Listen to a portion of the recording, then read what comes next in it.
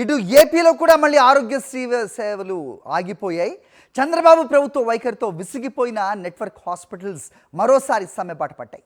బకాయిలు చెల్లించమని ఎన్నిసార్లు ప్రాధాయపడ్డా ప్రభుత్వం పట్టించుకోవటం లేదంటూ సోమవారం నుంచి ఆరోగ్యశ్రీ కింద ఉచిత అవుట్ పేషెంట్ సేవలను నిలిపేసినట్టుగా AP speciality hospitals association Aarogyasri CEO Dinesh కుమార్కు లేఖ రాసింది. ప్రభుత్వం వేల కోట్ల బకాయిలు పెట్టడంతో హాస్పిటల్స్ నిర్వహణ కూడా కష్టంగా మారిందని, ఈ పరిస్థితుల్లో ఉచిత ఓపీ అలాగే ఇన్వెస్టిగేషన్ సేవలను అందించలేమని ఆ లేఖలో స్పష్టం చేశారు. రైట్, ఇదే అంశంపై అప్డేట్స్ మా కరెస్పాండెంట్ సురేంద్రని అడిగి తెలుసుకుందాం. సురేంద్ర, చెప్పండి. సో ఆరోగ్యశ్రీ సేవలు బంద్ అయిపోయినట్టుగా ప్రస్తుతం మనం చూస్తున్నాం ఏపీలో. సో ఇటు విద్య అవ్వచ్చు, అటు వైద్యం అవ్వచ్చు, పేదలకు కాకుండా చేస్తున్న కూటమి సర్కార్కి ఇంకా ఏంటి ప్రాధాన్యత అనేది ప్రశ్న వస్తోంది.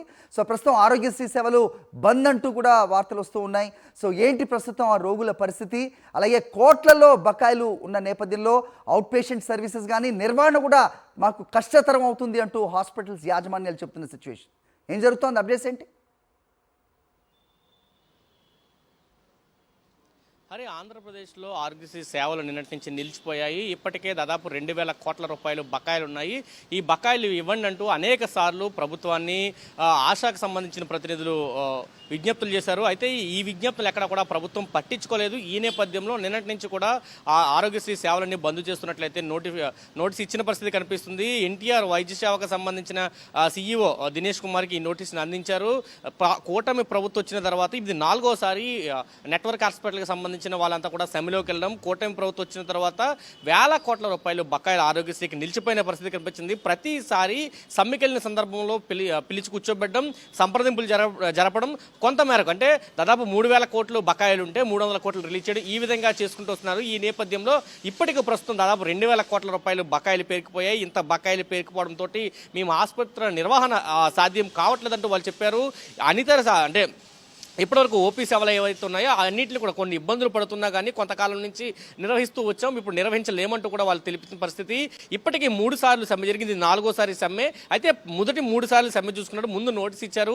నోటీస్ ఇచ్చి ప్రభుత్వానికి కొంత గడువు ఇచ్చిన తర్వాత మాత్రమే నెట్వర్క్ హాస్పిటల్ అన్నీ కూడా సమ్మెలోకి వెళ్ళాయి. కానీ ఈసారి మాత్రం నోటీస్ ఇచ్చిన మరుక్షణం నుంచే సమ్మెలోకి వెళ్ళడం మనం చూస్తున్నాము. ఎందుకంటే ప్రభుత్వం ప్రతిసారి నోటీస్ ఇచ్చిన ప్రతిసారి ప్రతినిధులు పిలుస్తుంది, మాట్లాడుతుంది, కొంత అమౌంట్ రిలీజ్ చేస్తామని చెప్తున్నారు. కానీ సమస్యల పరిష్కారానికి మాత్రం ఎక్కడ అడుగులు పడని పరిస్థితి. ఈ నేపథ్యంలో ఒక నిర్ణయం తీసుకోవాలి, ఇది ఘాటుగా ఉండాలి, ప్రభుత్వానికి తెలియాలని చెప్పి ఆశాకు సంబంధించిన ప్రతినిధులు అంతా భావించారు. దానిలో భాగంగానే నిన్నటి నుంచి పూర్తిగా వీళ్ళంతా కూడా ఆరోగ్య సేవలన్నింటినీ బంద్ చేస్తామంటూ ప్రకటించారు.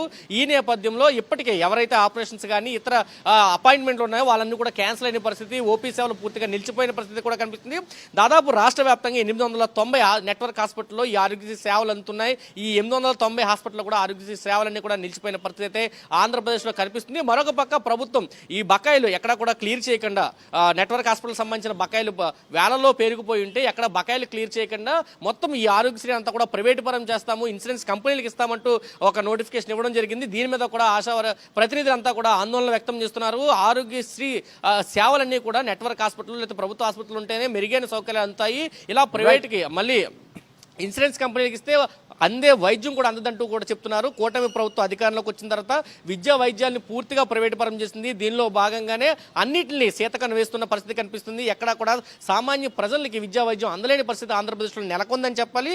దీనికి వ్యతిరేకంగా నిన్నటి నుంచి కూడా ప్రస్తుతం ఆశాకు సంబంధించిన ప్రతినిధులంతా సమ్మెలోకి వెళ్ళారు. అయితే ఇప్పటికొచ్చి నిన్న నోటీస్ ఇచ్చి నిన్నటి నుంచి సేవలన్నీ ఆగిపోయినాయి. ఇప్పటికొచ్చి ఆ ప్రతినిధులతోటి సంప్రదింపులు కానీ లేకపోతే వాళ్ళతో చర్చలు కానీ ఎక్కడా కూడా ప్రభుత్వం చేయలేని పరిస్థితి కనిపించి ఈ నేపథ్యంలో పేద మధ్యతరగతి రోగులు అయితే చాలా ఇబ్బందులు పడుతున్నారని చెప్పాలి. Hari, all right.